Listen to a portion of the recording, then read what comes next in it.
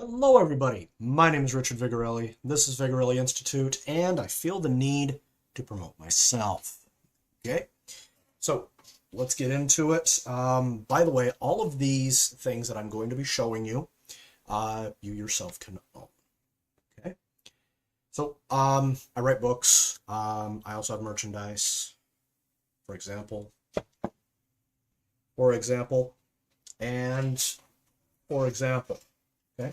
I've also got other stuff that is around here somewheres. Might be in the box. Anywho, other flags such as the one behind me. Okay.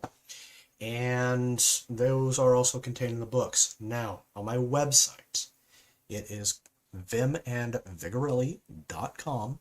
I have, within the last few days, put up a brand new store on my site that has all of my merchandise. I added some things, I got rid of a few things, and I also improved everything else. So feel free to check that out. Link is in the description. Okay, now let's get into it, shall we? So the first one we're going to look at is the rules of profit.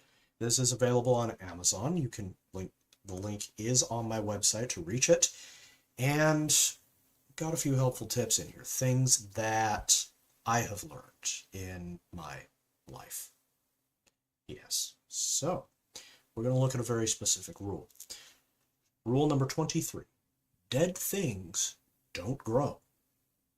In order to obtain a strong share of the market, you must expand. But if you expand too quickly, then you will overreach and crumble. This is a violation of rules 2 and 3. Let's go see what those are, shall we? One of the reasons why I picked this. Also, yes. Rule number 2 is never pay more than you have to. I'll explain the link. And rule number 3 is anything worth doing is worth doing for money. Okay? So, first of all, dead things don't grow. And never pay more than you have to. And anything worth doing is worth doing for money. So, I could go into more detail on rule number 23, but okay. So what do I mean by dead things don't grow?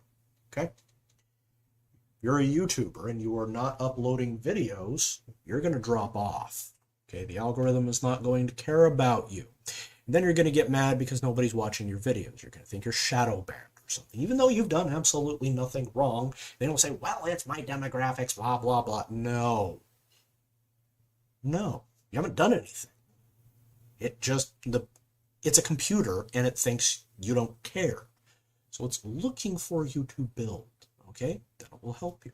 Okay? Same thing with something like Twitter, all right? If you're trying to grow a following so that you can, make money and all of that, then guess what? You need to post, and you need to do it daily. And you need to do it in such a way that people respond. The more responses you get, the more people see you. The more people that see you, the more people that follow you. The more people that follow you, the more you get seen, etc. Yes, you are going to get attrition. You're going to get pits and valleys. It's just the way it is. Okay? So, when it comes to never pay more than you have to,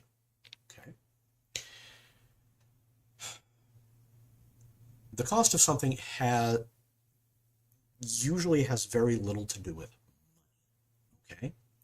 It usually has something to do with time, with effort, with energy put into it. Another way to express this is the juice worth the squeeze, which is a classic dude bro way of saying it. Okay? Basically, that means, is what I'm getting out of this worth what I'm putting in? Okay, at very least, is it a lateral move? Okay, optimally, you should increase. Okay, if you're holding steady, well, at least you're not falling down. But there's also a rule in nature. Okay, that everything in nature is trying to outdo everything else. Okay, is actually quite brutal, and if you don't believe me, go hang out in the forest for a little while and just pay attention. Okay, You'll see some stuff, I promise. Once the animals get used to you, that is. Okay? Also, watch anything by nature. Holy crap. Okay? Basically, if you are standing still, you're already dead. Okay? You have to run as fast as you possibly can. Maybe you'll get somewhere if you're lucky. Okay? So again, dead things don't grow. Okay? So if you are paying more than you have to, then you are not getting your investment back, plus something else. Okay? For example, this light. See? Ooh, red. Ooh, infrared. Ooh, yeah. Okay. Now, why am I showing you this? Because this has utility to me. Okay. I paid $10 for it. Okay. Because it's worth $10. Not because that was how much they said I was going to pay, but because that's what I was willing to part with. Okay. Now they said, we are willing to part with this in exchange for $10. If I'm not willing to part with that $10, I don't buy it. If I'm willing to part with more than $10, then guess what? It's worth more than that. Okay? They don't know that, so I buy it. I have paid less than I needed to. Now, what's something else that is very clear? What can I show?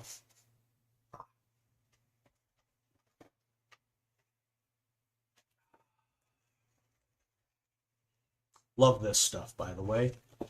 Hail to the spiffing Brit. Now, he's the one that turned me on to it, and I gotta say, boom, baby. Yes, it gives me power. Now, I got this at Publix, okay? And normally, this box on Amazon, I think, is $15-20. Okay? Publix, that was 10. Guess what? I got it cheaper. So I paid less than I needed to. Okay? Now, something else here that I'm not going to get in trouble.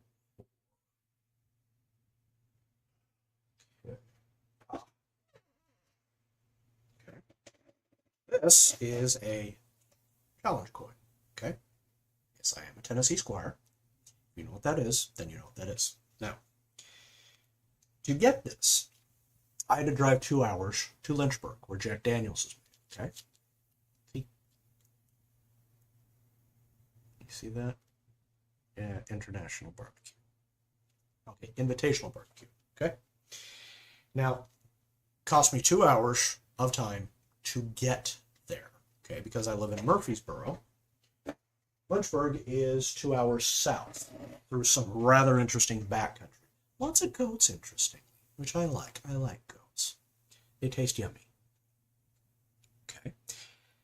Then I had to sit in a line of people for about another 10-15 minutes because the place was freaking packed. Okay, this was last summer. And I got that and this. Okay? Among a few other things, but that's all in storage. Okay? So I got a coin that, because I'm a squire, not a lot of people have. Also, you had to have been there to get the coin. Okay? Is that coin really worth the 2.5 hours it cost me to get it? Just to obtain it. Never mind getting it home. Okay? Nuts to that. I don't think so. It doesn't get me anything. It just sits there. It's a challenge coin. Who's going to challenge me? Okay? It's a piece of memorabilia that I care about, but it doesn't get me anything. Okay? So is that coin worth what I paid for it? No, it isn't. So why do I have it? Because I like it. Okay? Now, that then brings me to the next one. Anything worth doing is worth doing or money.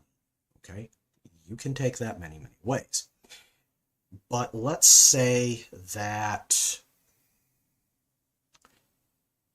I am making videos on YouTube, okay, and I am not monetized in the slightest bit, okay. I am pouring hours upon hours every single day making videos and nobody's watching for any reason, okay.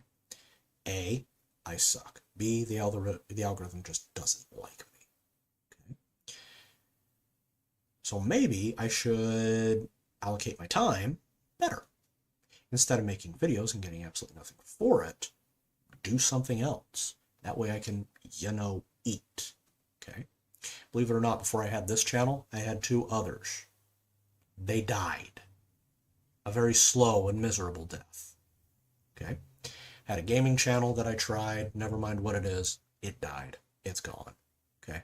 And I had a movie review channel. I didn't know what I was doing, so I scrapped it because nobody was watching anything. After 6 months, I had 12 subscribers, and they didn't watch anything. One of them was my friend. He flat out refused to watch anything. It's like, well, screw this. I'm done. It's not worth my time. Okay, so I focused on this one, and here we are. Okay, now back to clear 5,000. And yes, I know I'm not the greatest. Okay, so that's rules of profit. There's more in here. There's actually 81 rules. Oh, yes. I am considering expanding this. Okay. And by the way, rule number 81 is always leave them wanting more. Go ahead and look into it on your own. Okay. Available on Amazon through my website, vimandvigorelli.com. Okay. And my other website, vigintmed.com, which is my older website, does link to my new one. Okay, so now let's dive into my first novel, Hidden Race. My second novel is in final edit. I'm actually going to work on it as soon as I'm done here, okay, with my stream. And gotta pound that through. I need that. I want that done by the end of February. Okay. I'm going through and finding the last few mistakes, like, say, what am I talking about in a sentence? I meant he instead of the. I meant she instead of he, etc. Okay? Little stuff like that. Okay? Let's dive in. So, in this, Dorian, this guy right here, and pictured right here on the cover. Yes, you can get this on my website as lots of stuff. Right now it's just artwork. Once upon a time you could get it as a towel. It's like beach towel. I didn't include that. I will later, just not right now. Okay? Again, editing. Okay? So he's trying to figure out what he is. Okay? And he is relaying a story to another character named Natalie and another character named Percy. Percy is Dorian's front desk at Dorian's lab called A-Strap Labs, which is, this is their logo. And Natalie is his best friend and business partner. Okay? This chapter is called The Beast. Dorian Astrapios was dressed in a black hoodie and dark blue jeans with black canvas low-top shoes.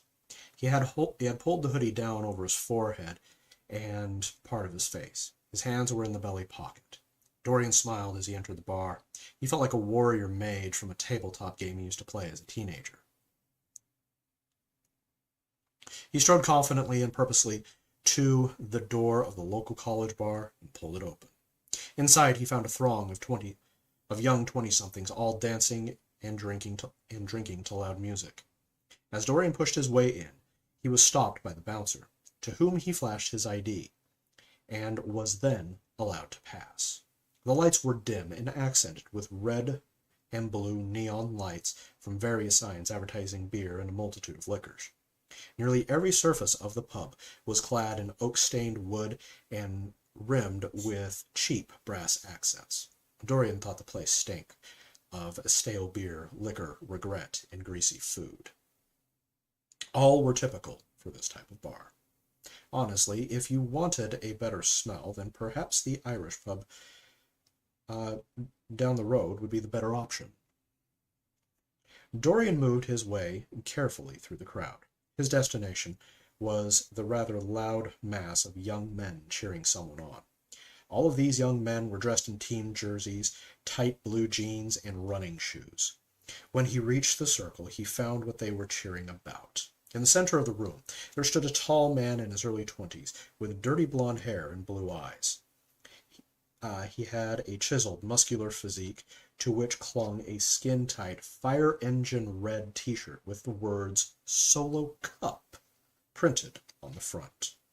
He was pounding shots of dark amber-colored whiskey. As he finished the ninth of the set, he sent the tray away for more, and never shook his head or staggered.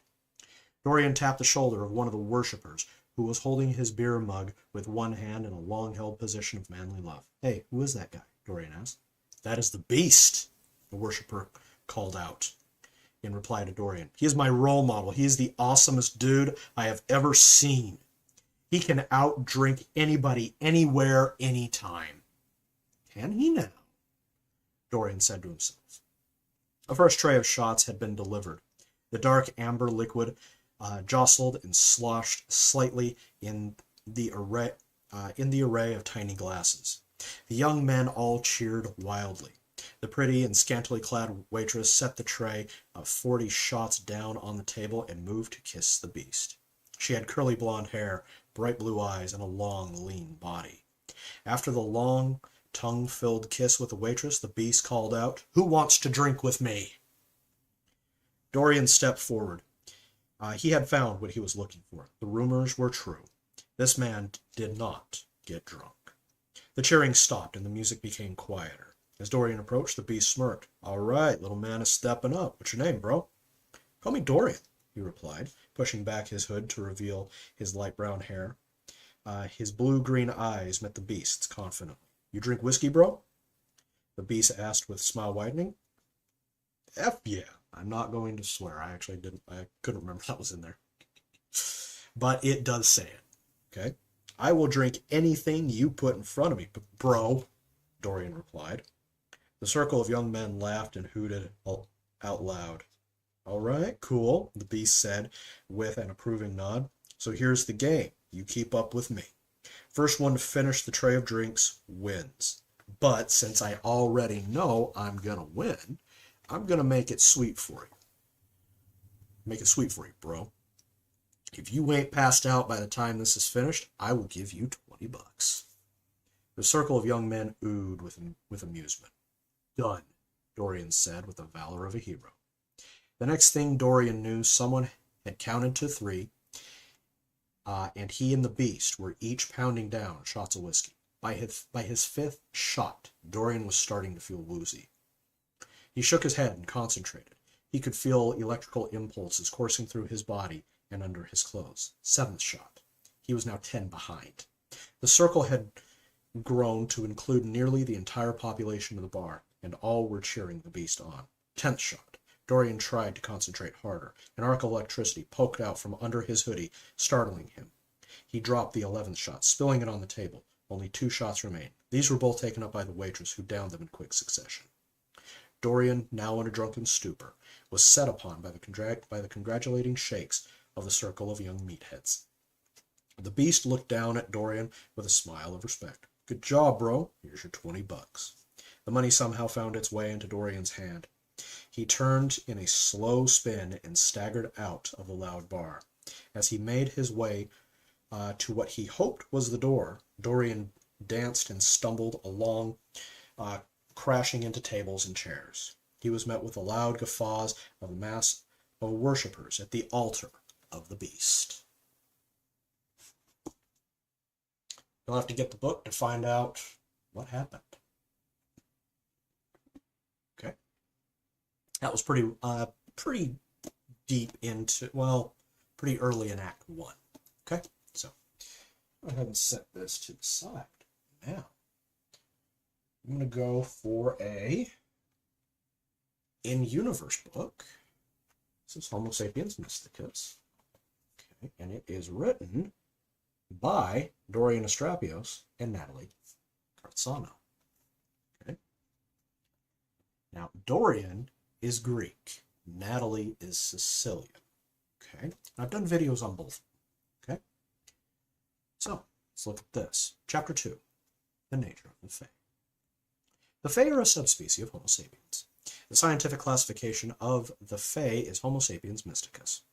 Additionally, the Fae are exactly like normal humans. The Fae have 23 pairs of chromosomes contained in a typically eukaryotic cell. The internal organs are the same and of similar proportions to those of humans. The Fae are bipedal and bidextrous, with the addition of an opposable thumb. To merely look at the body of a given member of the Fae, they are physically indistinguishable from normal humans. The difference between the two subspecies then lies in the chemistry of the Fae when compared to humans. This is caused by the differences between the comparative DNA of both Fae and humans. Interestingly, the differences are actually very subtle when compared on a macro scale. Although Fae and humans have the same number of chromosomes, their size and arrangement vary wildly between the different breeds of Fae. This would be on the micro scale. For example, the breed known as the Leanon seed, when compared to the DNA of an average human, has 3,700 mutations spread out over the chromosomes. Because of these differences, the protein coatings that are performed by the cell in order to create various cellular and bodily functions are different. Things such as enzymes, hormones, structural components, and material storage change in some rather drastic ways. It is from these differences that the more physical types of Fae, like the Leanon seed, copulary, and nymphs, are able to do the things that they can. This, however, does not account for everything. One of the characteristics of all breeds of Fae is the fact that they feed on different types of energy and various emotional states of other beings, even if they are not in direct contact. How can this be possible? The answer, near as can be surmised, lies in quantum physics. Yes, I know, timey-wimey, wibbly-wobbly, I'm sorry. Okay? According to the rather complicated laws of this branch of physics, the destiny of a particle can be manipulated through desire, meaning slight changes can be made if there is sufficient will. More elaboration on this is most certainly needed, but that would be beyond the scope of this book. So, sorry, I had to hand wave. I tried to write it so it was better. I know. Bad Richard. Okay. The question then is, why do the Fae need to feed on anything other than regular food?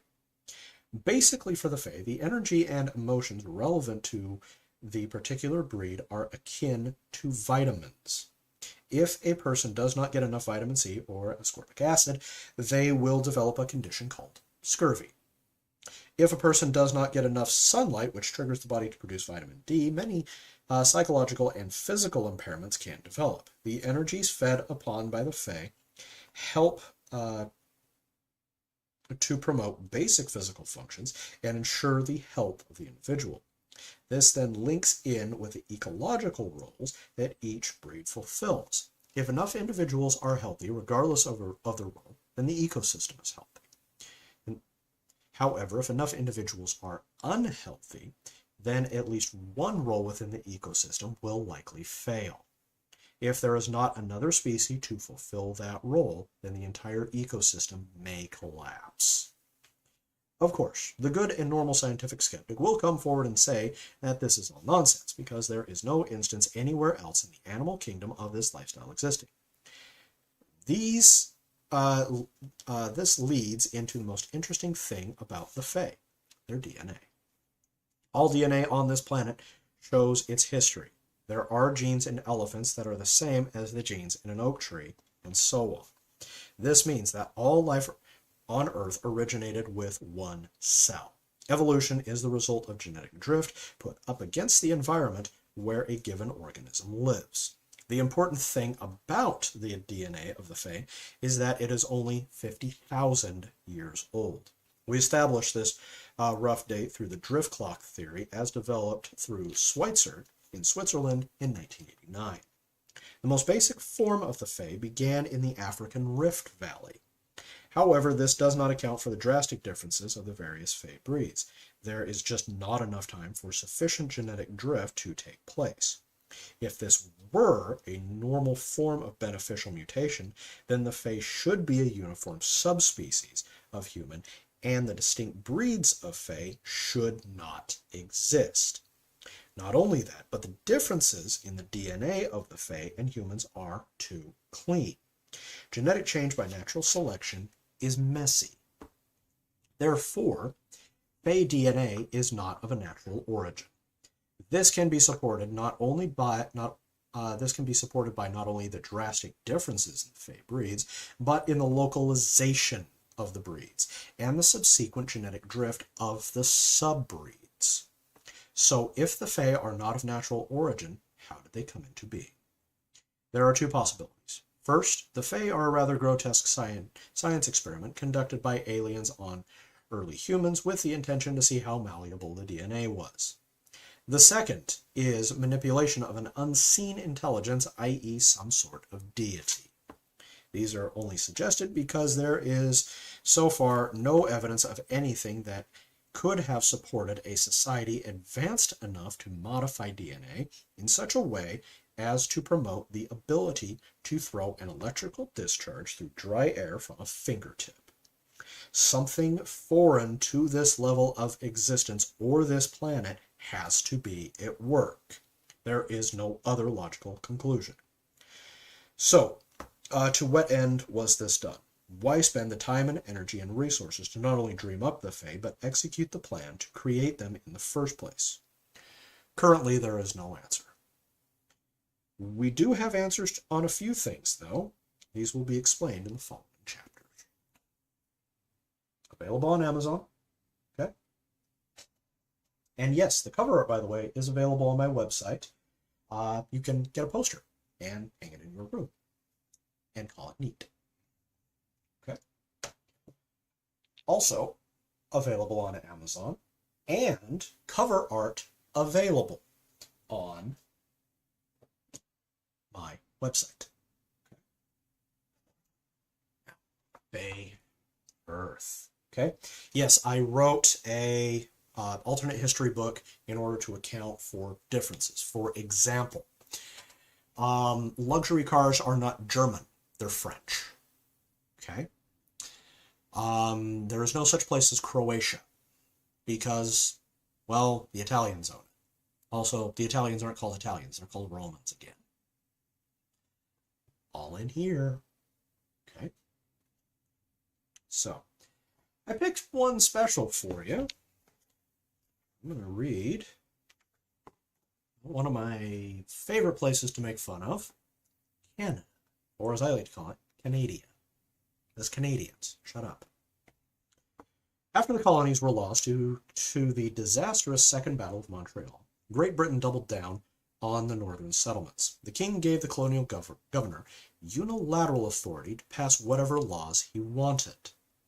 As the legislation became ever more draconian, the British, French, and First Nations subjects grew that much more radical. Demonstrations were publicly held for the first time in 1784. They were swiftly put down. The Black Ottawa event of 1785 involved the simultaneous bombing of the colonial administration buildings. 5 bombs were planted, and all 5 bombs were successfully detonated. The governor was away on holiday in Scotland, and so survived the attack. The end result was martial law, and as a reaction, full-scale rebellion. The Canadian Rebellion lasted a short 2 years. This was due to battle fatigue from the British generals and an ongoing situation in the Visayas province of India. Additionally, while the Canadian colonists were originally loyalists to the crown during the American Revolt, and some had fought against the Americans, they had learned from the mistakes made by the Americans that led to the necessity of including the French in the war. The Canadians were able to strike fast and very surgically, with much of the British garrison joining in. After the rebellion was successful, the Canadians petitioned the Americans to join the United States. President John Hanson denied the petition on the grounds of they sided with the British Crown during the revolts. End quote. After being denied, the cultural and ethnic differences flared not only between the Europeans, but also the First Nation peoples. The young nation was in chaos. The Congress of Confederation crumbled in 1790. What would have been the provinces of a newly formed constitutional monarchy split into warring micronations. When the dust and gun smoke finally settled, the newly formed countries of Quebec, Nova Scotia, Ottawa, and Ottawa were established. Nova Scotia appealed to Great Britain to be welcomed back into the kingdom. They were accepted. Quebec, however, being French, decided to go alone. Ottawa ousted all Europeans from its borders and was run exclusively by the tribes. Civil wars were, of course, endemic as the First Nations tribes attempted to create a cohesive government after the century of cultural influence, not only from the British, but also the French. Continued raids from Quebec and incursions from American settlers prevented any stable growth until after Tecumseh's War, when the American and Ottawan border was made stable and codified in treaty. As modernization continued in the native areas, the tribes that were able to ally themselves with the burgeoning power of Ottawa were accepted into the new First Nations Republic. Those who did not join the alliance with Ottawa formed another alliance and then coalesced into a third nation called Cree-Casca. It was during the War of 1857, which ended in 1862, that the border was solidified along the tiny lakes in the hills of Middle Saskatchewan. Border wars would flare among these nations periodically into the 20th century. Cree-Casca and Ottawa both became havens for the various tribes displaced by the aggressive expansion of the Americans. While this added to the ethnic diversity of both young nations, it also added to the incoherent cultural differences among the tribes.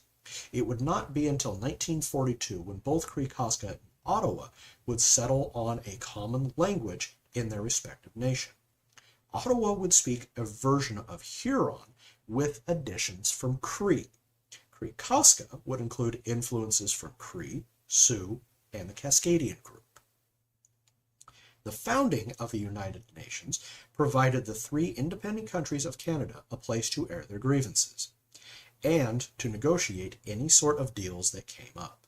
Currently, Quebec occupies its peninsula to the St. Lawrence River.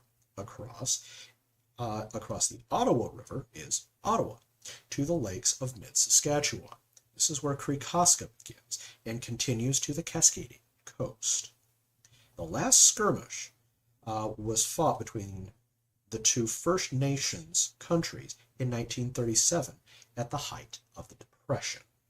Currently, the region is peaceful and full of international trade, with not only the three nations, but with Great Britain and the United States as well.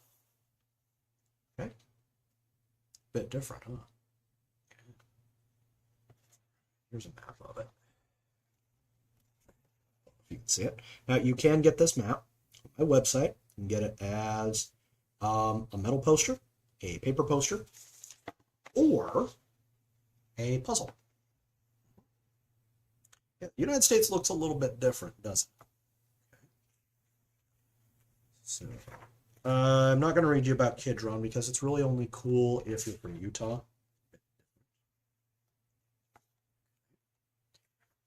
I don't know if I do Green Bay, but I'm not going to. Let's go somewhere else.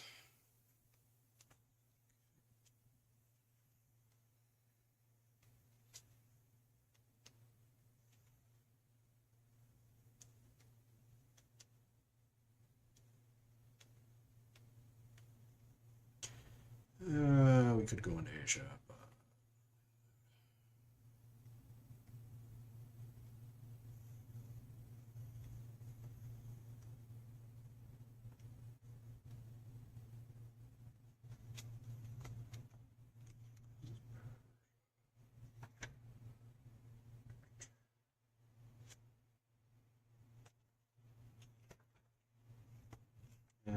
is huge. I'm not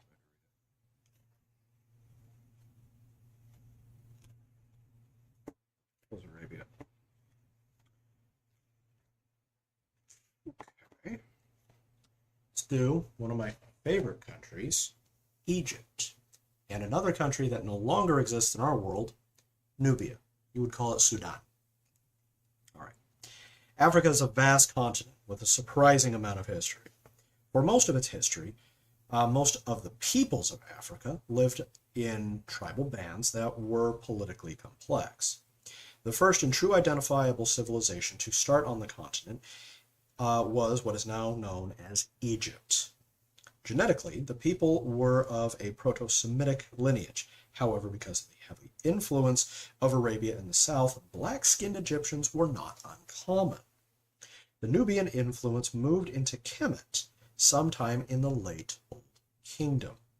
Numerous kings were, in fact, Nubian. So far, about the same. Through several dynasties, invasions, conquests, and reassertions of the crown, Egypt lasted for nearly 4,000 years. It was until the Ptolemy dynasty took the nation over. This was until the Ptolemy dynasty took the nation over after the conquest of Alexander. Nubia, during this time, fractured into a series of city-states, much like classical Greece. While skirmish wars were not uncommon, overt and semi-permanent conquest of one city over another was not the norm. This disunity would typify the region of Nubia for nearly 2,000 years, with only the minor unification thanks to the periodic conquests of Arabic-speaking peoples from Egypt and Arabia.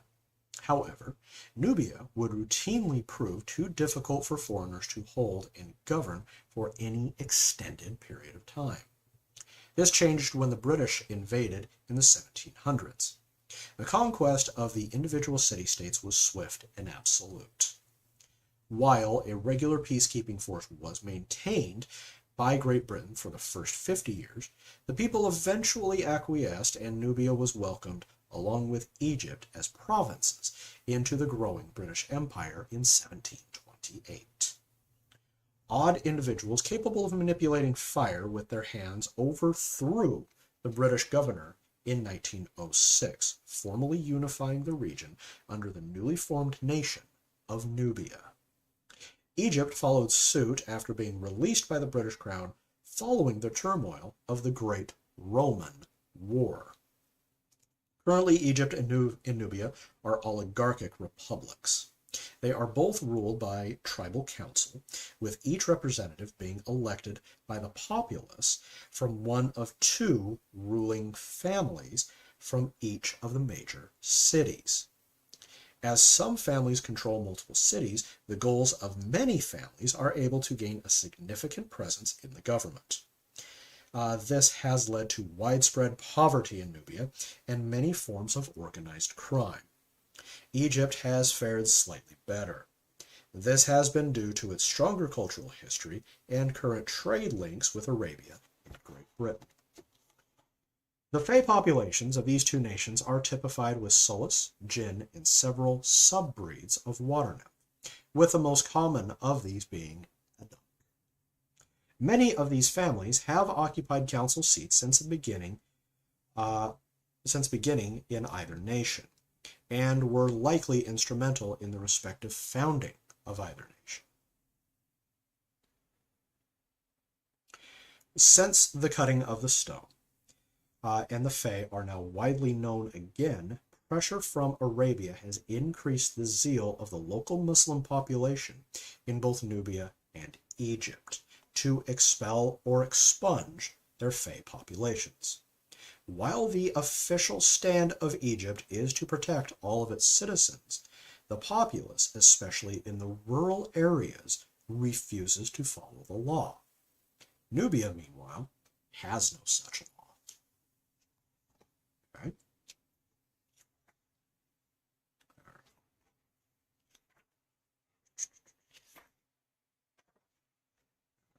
Let's take a look here.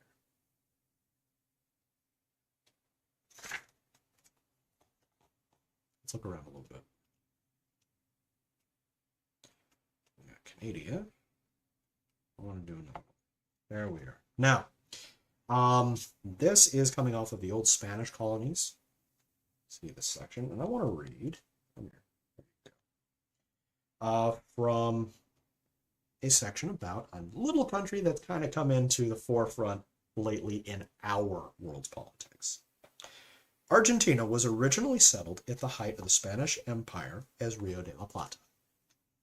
The capital of Buenos Aires quickly became a trade center, at first specializing in imports from Europe. But when enough of colonists had arrived and enough of the land taken up and settled, it began to export a significant amount of leather, fish, and various raw materials from the surrounding areas. After the fall of the Spanish Empire and the quick succession of the former colonies into independent nations, the reconstituted colony of Argentina remained with the Spanish crown until 1815, when a Republican movement swept through the area, likely fostered by the then Kingdom of Brazil. Although most historians agree that this is conjecture, it is rather plausible that the dissidents were being funded by the Brazilians in an effort to destabilize the region and seize power by turning Argentina into a vassal of Brazil, and therefore of Portugal. By 1818, Argentina was recognized as an independent nation by the ailing Spanish crown. It was at this time that Brazil started to influence the young nation. The War of 1826 was fought between Argentina and Portugal via Brazil. The Battle of Buenos Aires was the highlight of the war and influences much of Argentinian culture to this day. Similar to the Battle of New Orleans for Americans, the Battle of Buenos Aires saw severe bombardment of the city and the exhaustion of ammunition on part of the Brazilian ships in the harbor. Then, on the last night of the siege, a few dozen rowboats launched out and sunk several of the enemy ships with glycerin-laden cargo. Each rowboat carried a volunteer city defender. Their names are eternally memorialized in National Square in downtown Buenos Aires. The next day, the Kingdom of Brazil offered terms of ceasefire and armistice. The peace treaty was signed a week later. Tensions would rise again in 1835 under Emperor Pedro I of Brazil, when conquest was attempted again. Argentina would push the Brazilians back. It is for this reason that the Argentinian martial ethos was formed. They are fiercely independent as a nation and are always ready for a fight. This ethos was reinforced throughout the 1800s and into the Great War era, mostly from aggressions imposed by the Brazilian Empire. To this day, Argentina is akin to the French Empire in their ethos for battle for the sake of independence. Human freedom and dignity are seen as the highest virtues, and if someone dies in pursuit of either goal, especially on behalf of another, they are all but worshipped as a saint. Okay. Chile was originally part of the colonial state that gave way to Argentina. Chile also gained independence from Spain at the same time as Argentina. However, the two young countries would split politically within a month. This was actually the plan. Because Chile was located on the other side of the Andes Mountains, it was extremely difficult for a common culture and for common political ideas outside of general independence to develop. The deal was struck once the independence movement was realized, and Chile was released by Argentina. To this day, Chile and Argentina remain on largely amiable terms. The Fey population of both countries are similar in profile to that of Brazil. There are significantly fewer Bingwa. This is more due to statistical luck than any other factor. Chile does have the largest Wanbli population of all South America. Politically, the Fey of Argentina are well thought of, assuming they hold are well thought of, assuming they hold to the Argentinian sense of honor. Chile, however, is a different story. Due to severe persecution, the Fey population has remained underground. Anyone who breaks this silence is typically killed by human and Fey alike. Okay. So, available on Amazon. Okay. Lots going on here. It's yay thick. Here's my finger. Kind of give you an idea. Okay. It's good sized. I'd give it almost a ½ inch. So, I actually had a really good time writing this. I like alternate history. Okay. How are we doing on time? About 45 minutes. All right, so I got an inch. Okay. Now, this one just got released. I have not gotten my author's copy yet. It's only been out about, I released it New Year's Day, and I've been busy. Okay. This is called Science of Magic, and yeah, it's on my lap. So, okay. Now, I'm going to read a few things from you here. This is story number 1. Okay. I remember when I sat down in my first class. I had just graduated high school, broken up with my girlfriend, and quit my very promising job at the Mega Mart. I was excited. My professor was about 30, I'd say, and damn was she hot. I later found out she was in her 60s and she was using glamour. I'll tell you about those sometime. Now, before I continue, this book has nothing to do with this. Okay? The cover, by the way, you can get online on my store. Okay? It's kind of cool. Anyway, we were sat in a large theater room with our glamour-wielding professor on a stage that was several feet down from where I was sitting. Roll was taken, and the syllabus was handed out. For the next hour, we were talked at about how complicated magic was, and about how by the middle of the semester, 20% of us would wash out from the first level of classes. I took it as a challenge. I showed up sober and on time to every class. I studied relentlessly. Every single thing she showed us or ordered us to read, I did. I remember my eyes burning one Saturday night in the library. We had touched on some of the history of magic in class. Parthian sorcery was my favorite part. It was actually one of the reasons the Romans were so scared of them. Story for another day. I managed to find a dedicated book to this part of history in the school's library. It wasn't available for checkout, which was fine. I think I finished the whole thing in one sitting. The janitor actually shooed me out of the door. He was a very annoying Swedish man. Listen, kid, I know you're discouraged, but look, I passed, and I'm kind of an idiot. At least that's what my wife has said on occasion. If I can do it, you can do it. All you need to do is study, show up, and try not to singe anything off. Okay? I'll continue. Moves into history and types of magic, which I'm not going to read. There's another story. 500 Jesus. But I do have pictures in here. I think. Okay. Alignment. Alignment. Is magic inherently good or evil? The simple answer is no. The complex answer is it depends. Magic, like anything else, is a tool for influencing the world. If, for example, you are a sorcerer and you start a fire to save a victim of exposure to a cold night, you have not done anything evil. This is arguably a kind and good act. However, if you use that same fire to torture them for information, then yes, you have committed an evil act. The difference is what the fire was used for. Certain forms of magic and spells are more evil in use or more good in use than others because of what they do. But largely speaking, none are specifically good or evil. This is best described on a coordinate plane. Now, I've mapped this out. Light is on top, dark is on bottom, black is on the left, and white is on the right to you. Okay?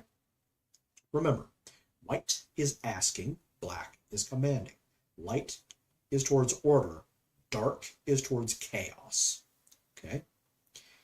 Next to no spells are truly neutral on this scale. This is because it is almost impossible not to set at least a modicum of intention with the spell. In addition, all spells must have some measure of personal willpower from the caster. This means that if the caster is evil, then even if the spell is aligned to good, it will take on an evil touch. Conversely, if the caster is good, then even the spell is inherently evil. It will ever so slightly take on a good side alignment. That being said, if the spell is inherently good or evil, that effect will bleed into the caster. In short, all casters and spells will eventually turn gray in morality given enough time, assuming such a thing is possible. It isn't.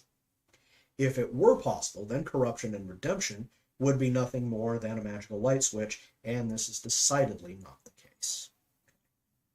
So I go in and I play with this plane, and we do some moral analysis, okay, and some ethical analysis, which most people don't know what the word ethics means. Okay, there's a story after every major section. Okay, I go into magical items. Lots of stuff happens in this. Okay, it is available on Amazon. It is called The Science of Magic, and you can link to it through my website. Okay, that'd be vimandvigorelli.com. Oh yes. So that tab is a little stick that I have sticking out of there that holds my stuff, and I'm going to be opening that back up to edit soon. In fact, let's take a look, shall we? How about I give you a little taste of my upcoming novel called Stonecut. Come here. And two. Opening it right now, live. The only people that have heard this are in my writing. Okay. Now, there are some swears, so I'm going to do... Alright, this will be easy. Okay. Now, my main character, he's off on a bit of a pity party, and there's some people trying to help him. Okay. This is them. Currently, he's in a kind of tacky casino in a city called Enola. Okay. The shift from the gentle suburban natural light of the professor's basement to the artificial neon light of the casino was jarring to the eyes of young Fareed. As he took in the lights and smell of stale cigarettes, his young mouth fell open in awe. "What is this place?" he asked innocently. "It's called a casino," Freya replied, "and a pretty trashy one at that." "We are just across the border in Enola," Eric chimed in, "and this is called the Aerial Ace. My cousin and I like to come out here to unwind and to avoid the crowds in Vegas. And yes, my lady, this place is trashy. Of course, when you're running, where you stop don't matter much." "So where is he then?" Zhurong asked. Joey's tiny tracking ball zipped over to the buffet. Joey extinguished the light, and the party slowly walked over to the restaurant where Dorian sat alone. "Oh my God," Freya gasped as she watched him shovel food into his face. She started to move, but Eric grabbed her arm to hold her in place. Do y'all really want to attempt to wrench a very depressed thunder god out of his funk? I suggest you think real careful." Freya attempted to pull her arm free, only to have Eric tighten his grip. He stared hard into her eyes. Soon the fire in her eyes and power in her awaited step dropped, and she returned to watching the avatar of Zeus spiral into self-destruction. At least report it in, Freya said through clenched teeth after watching Dorian stand up from the table and start on dessert. Fine.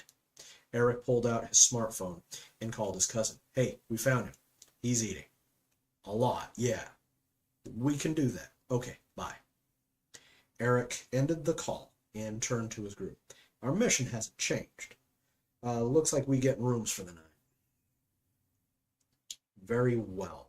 But the kid's staying with me. I don't trust either of you with him, Freya said as she turned and headed to the front counter. Come on, she said with a gesture of impatience. What's she the goddess of again? Shurong asked. War, honor, and the fertility of the land, Eric replied, as he stood to follow the young Prussian woman. Okay. That's all I'm going to read you, mostly because I don't want to lose my place. I'm going to be starting off in another chapter called The Fae of Ireland. It forms part of the basis of what's driving the plot. And the big bad, by the way, is Irish.